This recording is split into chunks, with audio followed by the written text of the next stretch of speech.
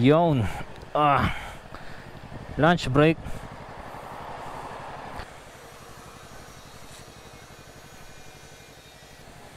Ito si Baguio motorista, tapos si Don. Pag kailangan nyo ng mga motor na may hiram sa Baguio, yan, PM nyo yan. Ito may-ari.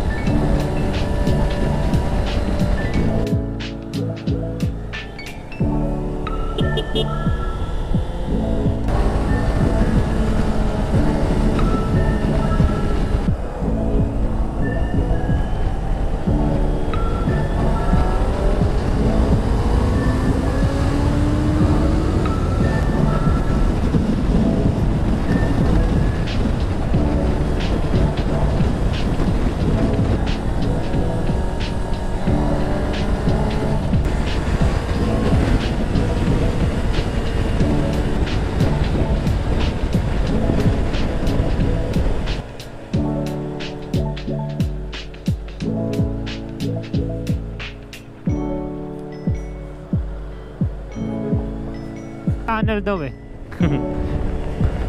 Nung si Poldong yan nag-lead, lumagpas. Ayun, Naringa Centennial Tunnel. Tama, tama, very good.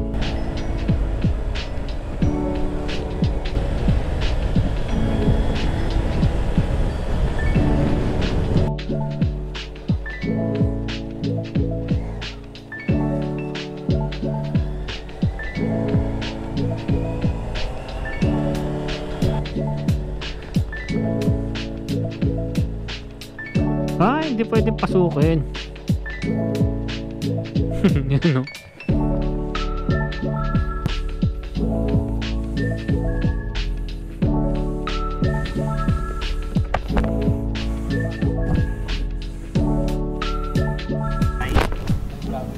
Ano? Anong meron? Wala, sumalubong na yung lupa. Ay, hindi siya na. Anong taon to? MXA 1913.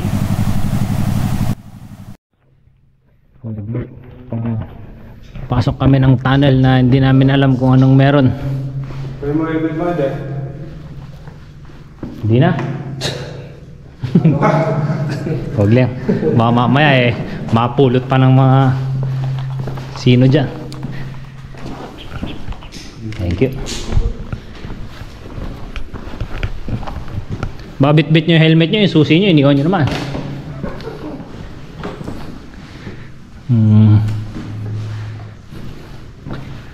Mga 50 years pa siguro, ano na, mahaba na yung mga stalagmite dyan. Ayan yung mga, ito yung puro mga ano pa lang, yung mga nandun sa ano, parang asin-asin.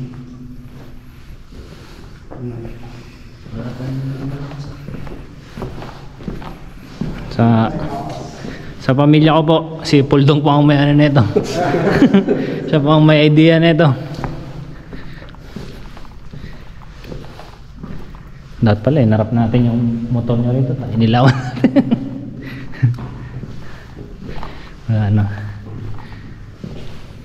Baka kailangan ng ano rito, ng permit. Pag susungin mo hanggang dulo.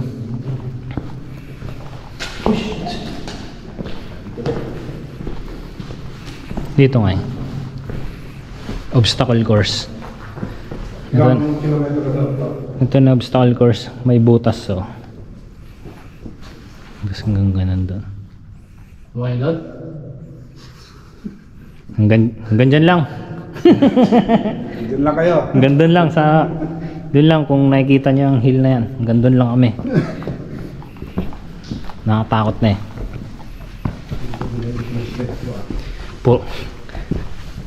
Puro pa madudulas yung sapatos namin.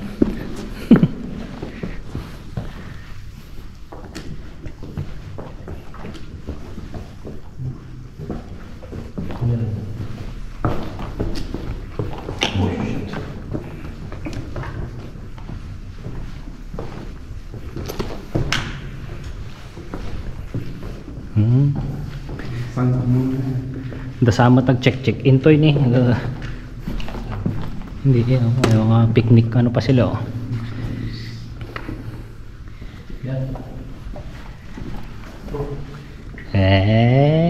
Picnic na to ya.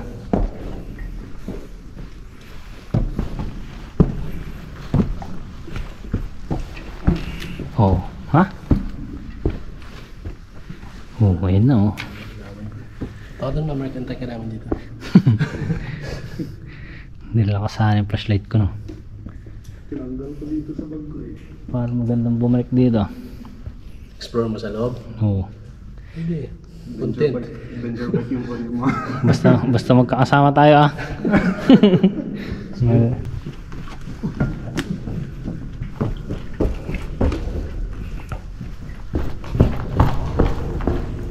Wala. Dapat kahit pa paano walang may nagbabantay dito naglilinis no. Masisira to ah. Yan. Palabas na kami. Mga isang oras din kami naglakad. 30 minutes papasok tapos 30 minutes pabalik.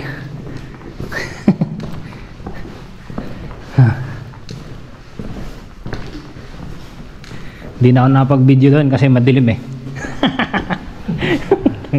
Ayun o, yung mga tulo ng tubig. Hanggang magpo-form na magpo-form yan.